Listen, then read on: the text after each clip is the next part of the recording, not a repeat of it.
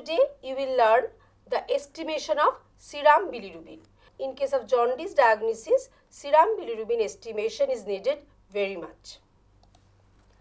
This is the general structure of bilirubin having tetrapyrrole ring, because bilirubin is coming from heme group, and you know heme group have porphyrin ring containing tetrapyrrole ring.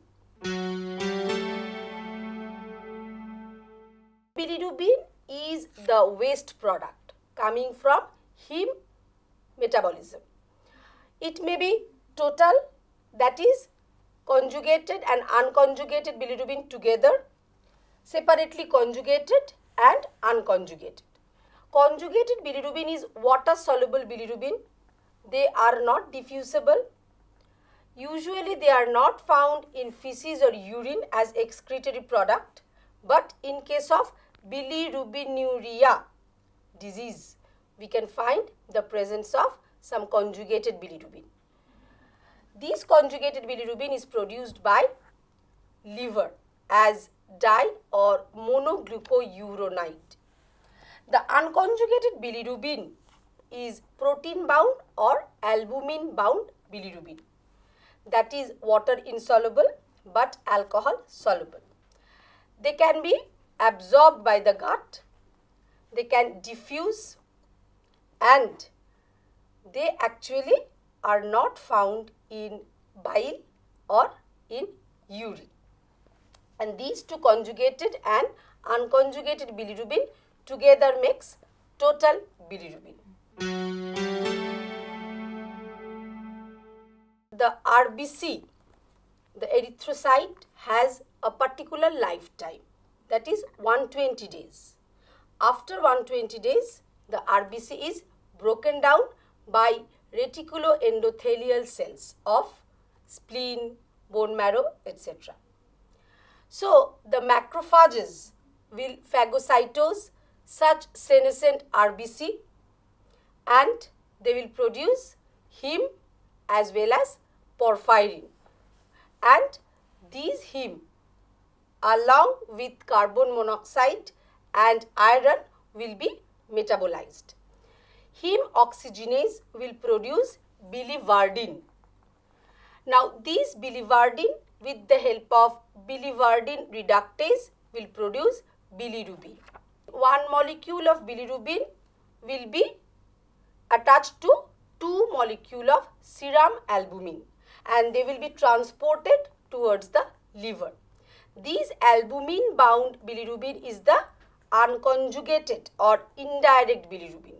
At the sinusoidal surface of the liver, by carrier active process, they will be taken inside the liver cell, and by UDP glucouronil transferase, they will be converted to mono and diglucouronide with the help of glucouronic acid. That is the conjugated or soluble version of bilirubin, and ultimately they will be sent towards the gallbladder by bile duct. Jaundice is the manifestation of higher serum bilirubin content. In the sclera, mucous membrane, skin, the yellowish pigment of the bilirubin is getting precipitated, by which the jaundice condition can be observed. When we are talking about the heme catabolism, you can observe that the unconjugated bilirubin is getting produced when the bilivardin is reduced to bilirubin. If any problem occurs there in case of hemolytic anemia or rapid hemolysis in case of neonates, then higher amount of unconjugated bilirubin will be produced, which cannot be conjugated rapidly by the liver. That is pre-hepatic jaundice, because before the hepatic or liver level it is actually happen. If conjugation is not happening by any sort of toxicity like cirrhosis of liver or by viral toxicity, in case of hepatitis B. So the function of liver is getting impaired. The enzymatic action may be impaired, as we can find in case of Gilbert syndrome as well. So proper conjugation cannot be happen. So that is actually the toxic hepatitis, viral hepatitis or hepatic jaundice.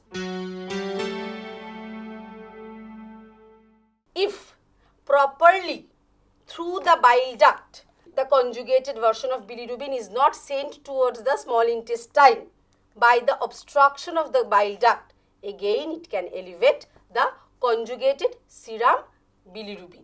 This is post-hepatic or obstructive jaundice. The estimation can be done by colorimetric analysis as well as photometric analyzer. Colorimetric analysis. So colorimetric analysis means the measurement of the color. Usually serum bilirubin can be converted to azobilirubin and then can be measured. From biliverdin the bilirubin was produced, so at earlier period the amount of biliverdin was measured. Then the icteric index was measured. What is icteric index? The extent of the pigmentation in the jaundice patient with respect to the normal one. Then in 1918 by Vandenberg and Muller, they have proposed the method which is actually done by modification of Jędrasik and Grof. By the application of diazotized sulfanilic acid, the serum bilirubin can be converted to azobilirubin. In the acidic medium, they have made the red color product, which can be estimated at 540 nanometer. But they needed 30 minutes for incubation and they have stopped the reaction with the ascorbic acid, and the conjugated bilirubin only responded to the reaction. When they put alcohol, then only the indirect or unconjugated bilirubin was dissolved and responded the same reaction. So by Jędrasik and Grof, the biochemical method is modified. They have included the reagent that is named as caffeine benzoate acetate, which is acting as accelerating agent. It can reduce time from 30 minutes to 10 minutes, but also it helps to solubilize the unconjugated indirect bilirubin to the soluble version.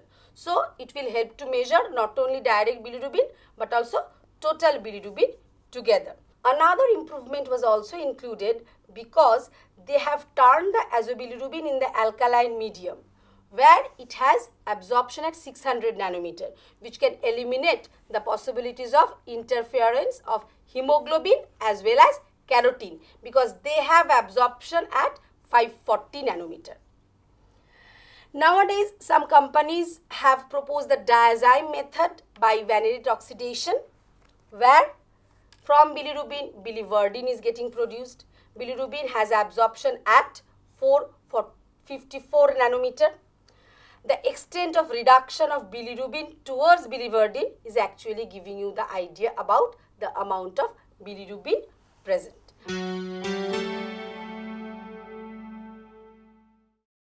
Now, based upon the colorimetric method, photometric analyzer was devised, where the azobilirubin color can be BR2 model. Within the cuvette, the sample is taken where the direct bilirubin along with oxyhemoglobin and azobilirubin is present.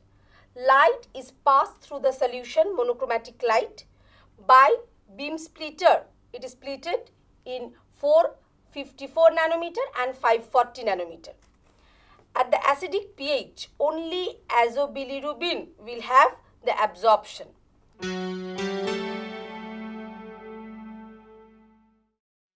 Like all other clinical biochemical procedure, you need apparatus, reagents as well as serum samples. As apparatus, we need the incubator, centrifuge machine, colorimeter. So this is colorimeter where you can measure the amount of azobilirubin present in the 600 to 607 nanometer wavelength range. That is visible. Apart from these, you need test tube rack, test tubes, micropipette for addition. I will show you how to add the components. This is the bilirubin estimation kit which will be used as the reagents. It includes caffeine reagent. Caffeine reagent means it has caffeine, sodium benzoate as well as sodium acetate. Alkaline tartarate, sodium potassium tartarate which makes the alkaline medium. 0.05 normal HCl. Actually the alkaline tartarate and HCl is not given by the kit. That actually will be made by the laboratory itself. Diazo reagent where we can find the presence of diazotized sulfanilic acid. It will be mixed with the HCl. Cysteine reagent and standard bilirubin. So, reagent 1 is diazo reagent. Reagent 2 is your caffeine reagent. Reagent 3 is cysteine reagent. Apart from these, alkaline tartarate and HCl will be made by the laboratory, and reagent 4 and 5 are the standard bilirubin. According to our purpose, our need, we will make the standard bilirubin. Ma'am, how are these reagents and standards prepared? Let me tell you the processes.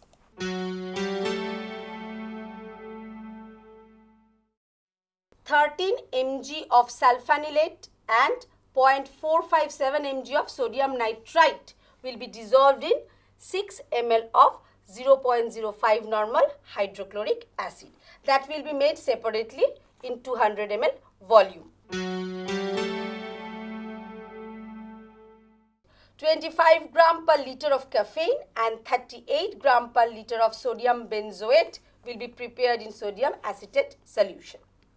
Cysteine reagent is actually given in the dry form, lyophilized form, that will be dissolved in 10.5 ml of water.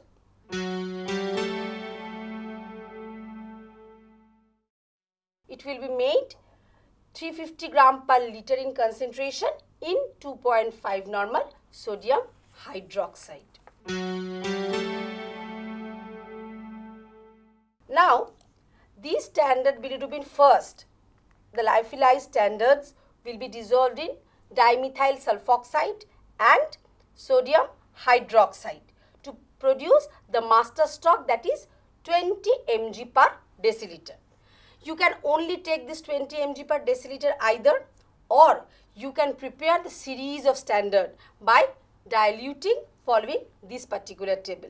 So, by addition of different amount of water, you can prepare 0.1 mg per deciliter, 0.2 mg per deciliter, 0.5 mg per deciliter, as well as in the higher range 1, 5, 10, itself 20 mg per deciliter can be taken.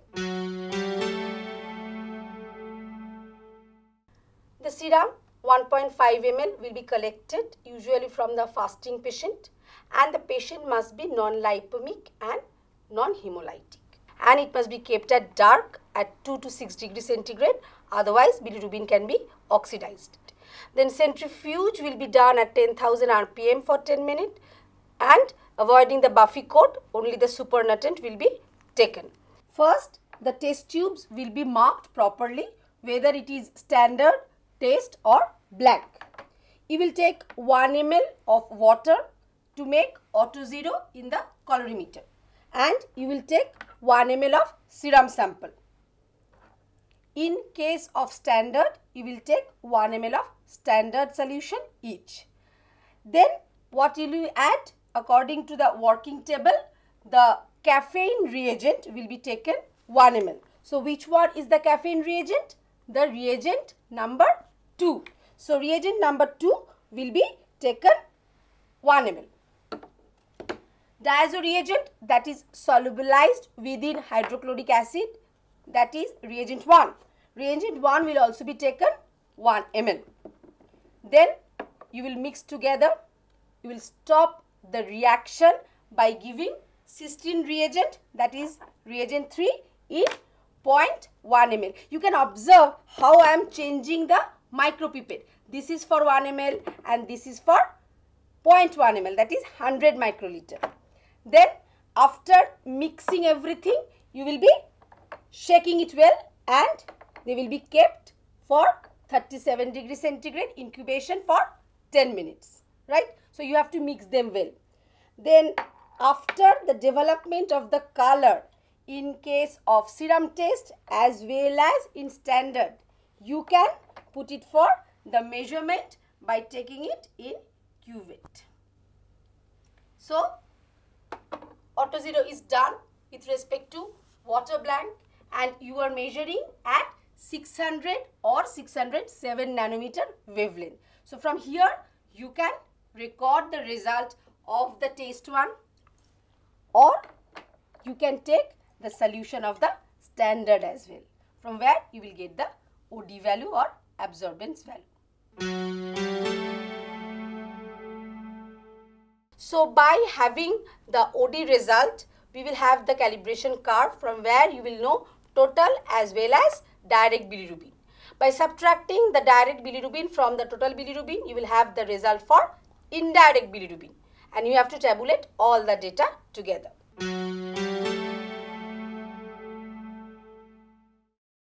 Now, if you want to know the milligram of total bilirubin present per deciliter of sample, you have to divide the absorbance of standard from absorbance of sample and multiply with the concentration of standard. In each case of absorbance, you are eliminating the blank which is made AutoZero here. Ma'am, can you please explain it with an example? Of course.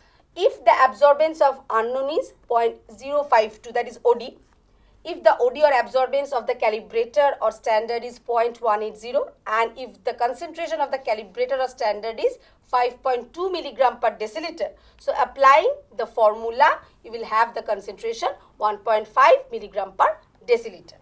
Apart from this, you can make a standard calibration curve, OD 607 nanometer versus the series of standard taken.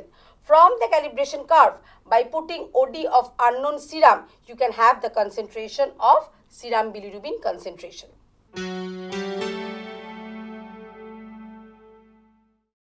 It includes the precision as well as accuracy.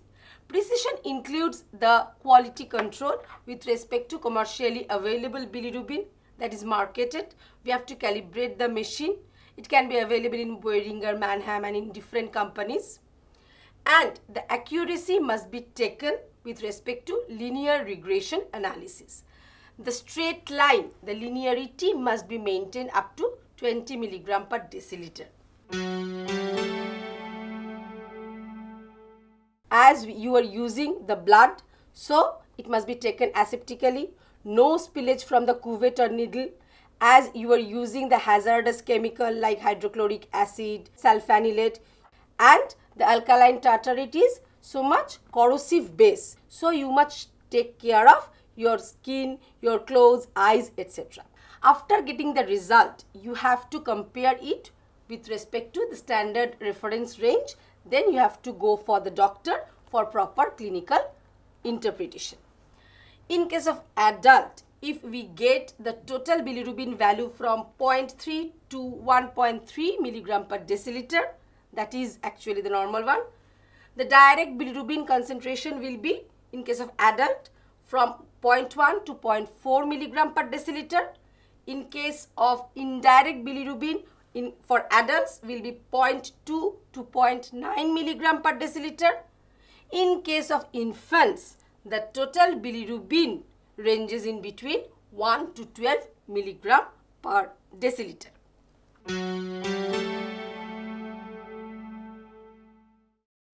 Now, plasma bilirubin, if exceeds from 1 milligram per deciliter, is called as hyperbilirubinemia.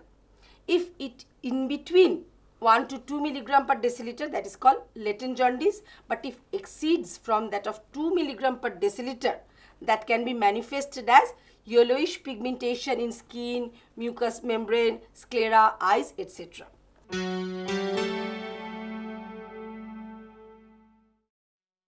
in case of neonates, you can observe such neonatal jaundice by the elevation of unconjugated bilirubin, because by rapid hemolysis of the hemoglobin according to external environment, you can get elevated unconjugated bilirubin.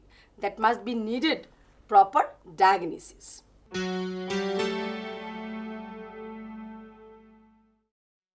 Let me tell you the diagnosis in case of infants. The phototherapy is done. What is phototherapy? In case of infants, the indirect bilirubin is getting increased. By giving them the normal visible light therapy, indirect bilirubin can be converted to lumirubin by photooxidation and stereochemical isomerization, which can also be excreted very easily by the urine.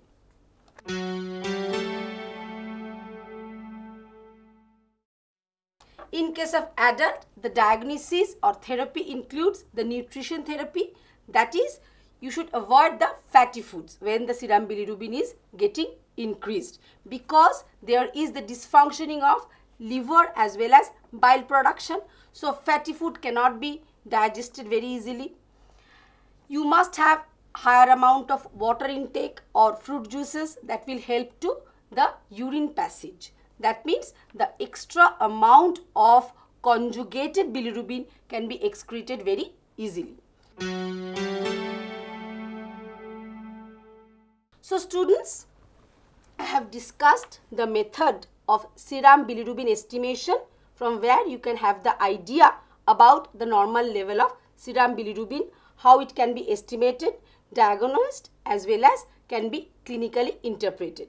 So I have shown you 1.5 milligram per deciliter concentration is getting produced from that of standard formula calculation, which is actually the elevated serum level, and that needs proper clinical guidance.